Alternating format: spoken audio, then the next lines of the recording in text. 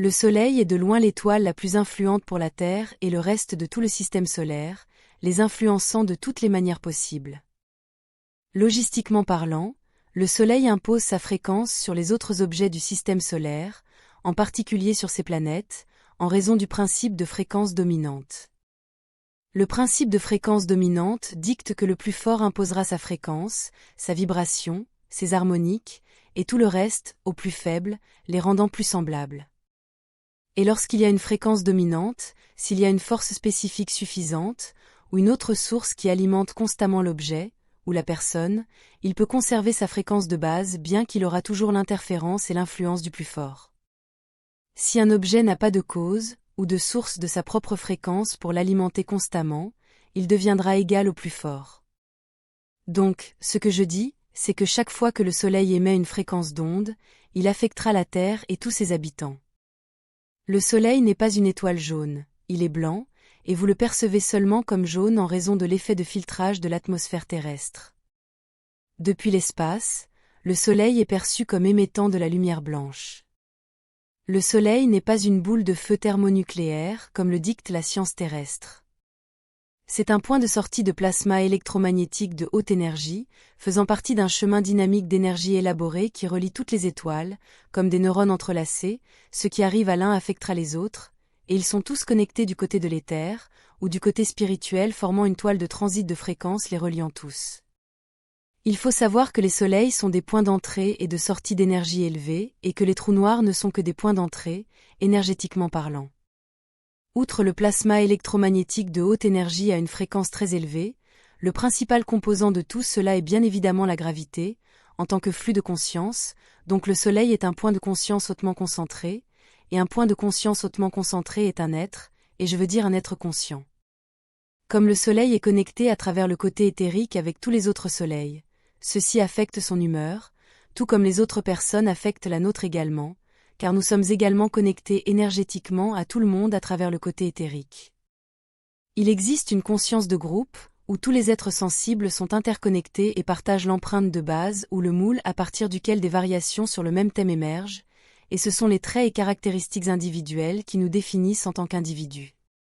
Et nous sommes tous plus connectés à certains qu'à d'autres, en fonction de notre fréquence de pensée et de notre fréquence d'âme énergétique, donc certaines personnes seront plus proches de nous que d'autres, de même pour les étoiles et les soleils. Lorsque le schéma énergétique général des étoiles qui influence le Soleil change, son humeur change également. Ainsi, en tant qu'être sensible, il est toujours différent et émettra toujours des motifs énergétiques légèrement différents au fil du temps, tout au long de sa vie. Les variations d'humeur les plus remarquables sont les éruptions solaires et les taches solaires. Une éruption solaire est un point d'énergie haute fréquence et hautement concentré. Les taches solaires et les trous coronaires sont des points de faible fréquence et d'activité faible. Sur le plan énergétique et éthérique, lorsque la fréquence vibratoire existentielle moyenne diminue suffisamment dans une zone, cela provoquera un pont vers un autre royaume de fréquence inférieure, comme cela se produit sur Terre et sur d'autres planètes également. Voir ma vidéo Portails paranormaux pour en savoir plus à ce sujet. Tous les soleils ont une fréquence très élevée, donc une tache solaire n'ouvre pas nécessairement un portail vers des royaumes astraux inférieurs, ils ne sont pas connus pour le faire du point de vue scientifique tégécien, car les taches solaires et les trous coronaires sont une baisse de vibration par rapport à une fréquence de base très élevée qui serait la fréquence vibratoire moyenne de la surface d'un soleil. La baisse de fréquence dans ces taches et trous ne fait que abaisser leur fréquence suffisamment pour correspondre à peine à la fréquence moyenne de l'espace ouvert, celle que nous utilisons tous pour naviguer dans nos vaisseaux, et qui serait la fréquence moyenne d'existence que nous appelons l'espace 5D. Je dois insister sur le fait que, comme mes amis et ma famille ici l'ont partagé auparavant, il n'y a pas de densité en tant que telle, il n'y a qu'un gradient infini de fréquences plus basses à plus élevées, et la gamme de conscience de chaque observateur sensible est ce qui détermine une densité. Cela signifie qu'il y a autant de fréquences existentielles que d'êtres sensibles. Les densités en tant qu'êtres sensibles sont telles que chacun détient sa propre gamme de perception au sein de cette échelle infinie, et un royaume partagé, où une densité partagée d'existence avec de nombreux êtres sensibles n'existerait que lorsqu'il y a des accords de perception mutuelle entre tous ces êtres conscients. Les accords sont ce qui définit une densité et sa gamme de fréquences, ce qui nous ramène à une autre phrase de base, vous ne vivez pas dans une densité, vous êtes une densité. Une densité plus élevée ou plus basse est définie par la fréquence moyenne des pensées de l'être sensible ou des êtres qui la créent, et plus la fréquence est élevée, plus les données sont traitées en raison d'une conscience plus élevée.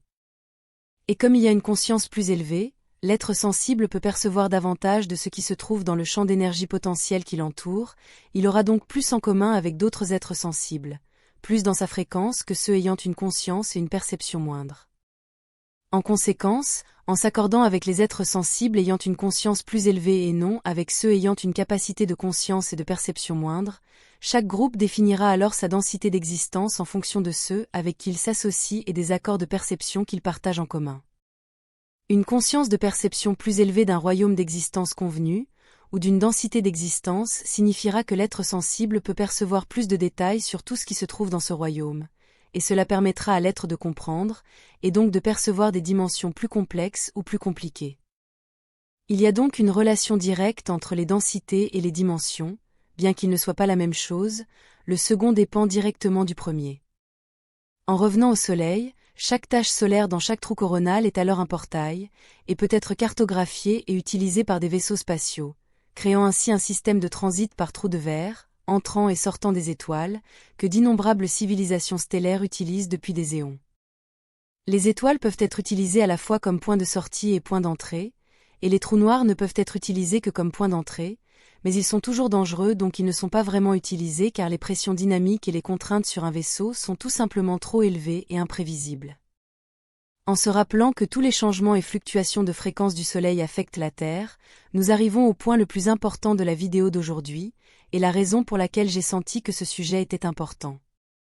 Lorsqu'il y a un événement de basse fréquence dans le Soleil, cela abaissera également la fréquence moyenne de base de toutes les planètes, y compris la Terre.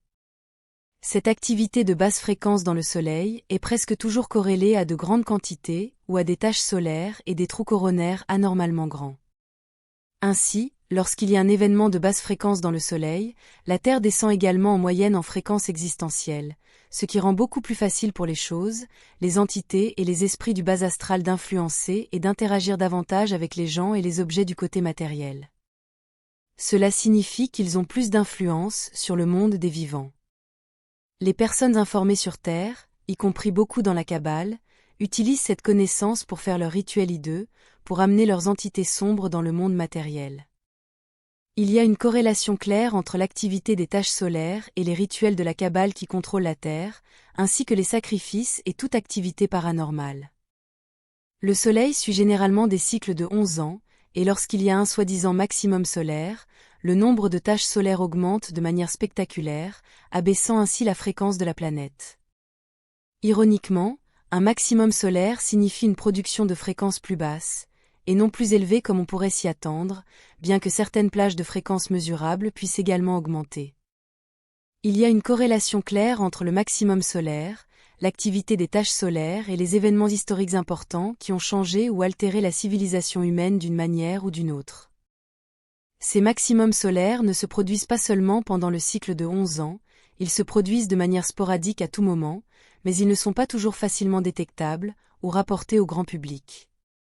Je crois qu'au moins certains de ces événements historiques ont été causés par la fréquence et l'interaction énergétique entre l'astral et le physique, et ont été causés par des entités astrales inférieures capables d'accéder au monde des vivants pendant ces maximums solaires.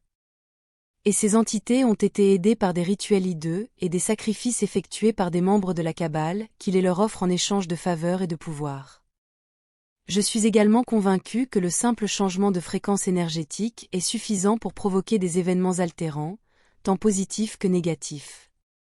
Des exemples d'événements historiques survenant pendant ou près des maximums solaires sont la Révolution américaine, de l'année 1776 à 1787, maximum solaire en 1778. La Grande Révolution d'octobre en Russie, maximum solaire en 1917. Les tours jumelles du 11 septembre 2001, maximum solaire en 2001. Ce ne sont que 3 exemples d'une très longue liste d'événements qui peuvent être liés au maximum solaire et à l'activité des taches solaires. Faites des recherches en ligne et vous verrez la connexion claire. Les taches solaires sont des portails, aussi simples que cela, et elles causent également, ou facilitent l'ouverture d'autres portails lorsqu'elles sont dans leur zone d'influence. Parce que tout est connecté, surtout les portails.